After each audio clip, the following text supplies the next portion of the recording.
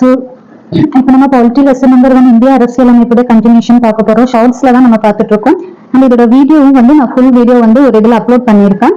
So இன்னைக்கு evening தான் வந்து அது அப்லோட் ஆகும். வேணுங்கிறவங்க செக் பண்ணி பார்த்துக்கோங்க. ஈவினிங் 7 o'clock அப்லோட் ஆகும். ஓகே. சோ ஃபர்ஸ்ட் வந்து சுரண்டலுக்கு எதிரான உரிமை, இதோடைய சட்டப்பிரிவு வந்து 23, 24 இது ரெண்டுலயும் சொல்லப்பட்டிருக்கு.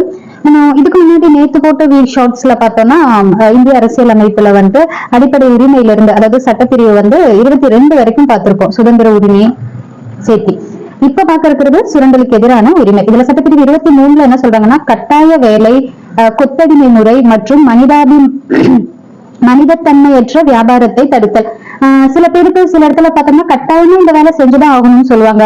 அப்புறம் இன்னும் சில இடத்துல வந்து கொத்தடிமை மாதிரி வேலை வாங்குறாங்கன்னு சொல்லுவாங்கல்ல, கேள்விப்பட்டிருக்கல. சோ அதெல்லாம் தான் வந்து சுரண்டலுக்கு எதிரான உரிமை சட்டப்பிரிவு 23ல சொல்றது இருக்கிறது. 24ல வந்து குழந்தை தொழிலாளர் முறையை தடுத்தல். குழந்தை தொழிலாளர் இருக்காங்க இல்லையா, சின்ன சின்ன படிக்க வயசுல இருக்கக்கூடிய குழந்தைங்களை வந்து கம்மி சம்பளத்துக்கு வேலை கொடுத்து வச்சிருக்கிறது. சோ அந்த குழந்தை தொழிலாளர் முறையை தடுத்தல் அப்படிங்கிறது மெயினா பார்த்தோம்னா ரொம்ப டேஞ்சரஸான பிளேசஸ்ல, லைக் பாலம் கட்டுறது, அப்புறமா வந்து கரண்ட்ல சம்பந்தமான வேலைகள், அப்புறம் பெரிய பெரிய தொழிற்சாலைகள், இண்டஸ்ட்ரீஸ், இங்கெல்லாம் வந்து குழந்தைங்களை வேலைக்கு வைக்கிறது அப்படிங்கிறது வந்து அந்த முறையை தடுத்தல். சோ அது மட்டும் இல்லாம குழந்தைகள் எங்கேயுமே வந்து ஒர்க் பண்ணக்கூடாது அப்படிங்கிறது இருக்கு. அடுத்தது வந்து சமயச்சார்பு உரிமை. இது வந்து சட்டப்பிரிவு 25ல இருந்து 28 வரைக்கும் சொல்லியிருக்காங்க. 25ல வந்து விரும்பிய மதத்தை ஏற்கவும் பின்பற்றவும் பரப்பவும் உரிமை. 26 சமய விவகாரங்களை நிர்வகிக்கும் உரிமை. 27 வந்து எந்த ஒரு மதத்தையும் பரப்புவதற்காக வரி செலுத்துவதற்கு எதிரான சுதந்திரம்.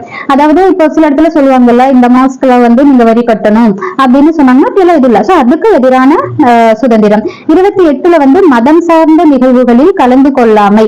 அதாவது நிகழ்வுகளில் அப்படிங்கும் போது வழிபாடு, இந்த மாதிரி நிகழ்வுகள், அப்புறம் அறிவுரை நிகழ்வுகள் எல்லாம் நடக்கும் இல்லையா. சோ அதுல வந்து உங்களுக்கு விருப்பம் இருந்தா நீங்க கலந்தா போதும், இல்லைன்னா வேண்டாம். அதுதான் மதம் சார்ந்த நிகழ்வுகளில் கலந்து கொள்ளாமை அப்படின்னு கொடுத்திருக்காங்க. இந்த வரி செலுத்திற்கு எதிரான அப்படிங்கிறது இந்த மாதிரி எங்கெல்லாம் மதம் சார்ந்தது இருக்கோ அதுல அவங்க என்ன, ஒரு டெம்பிளா இருக்கட்டும், மாஸ்கா இருக்கட்டும், சர்ச்சா இருக்கட்டும், சோ அதுல வந்து வரி செலுத்தணும்ன்ற அவசியம் இல்லை. சோ அதுக்கு எதிரான சுதந்திரம் அப்படின்னு இதுல சொல்லியிருக்காங்க. அடுத்தது வந்து சிறுபான்மையினர் கல்வி கலாச்சார உரிமை. சோ இது வந்து சட்டப்பிரிவு 29ல இருந்து 30 வரைக்கும் இருக்கு. 29ல என்ன சொல்றாங்கன்னா, எழுத்து, மொழி மற்றும் கலாச்சார பாதுகாப்பு யாருக்கு, சிறுபான்மையினருக்கு. 30ல வந்து கல்வி நிறுவனங்கள் அவர்கள் நிர்வகிக்கும் உரிமையும் இருக்கு.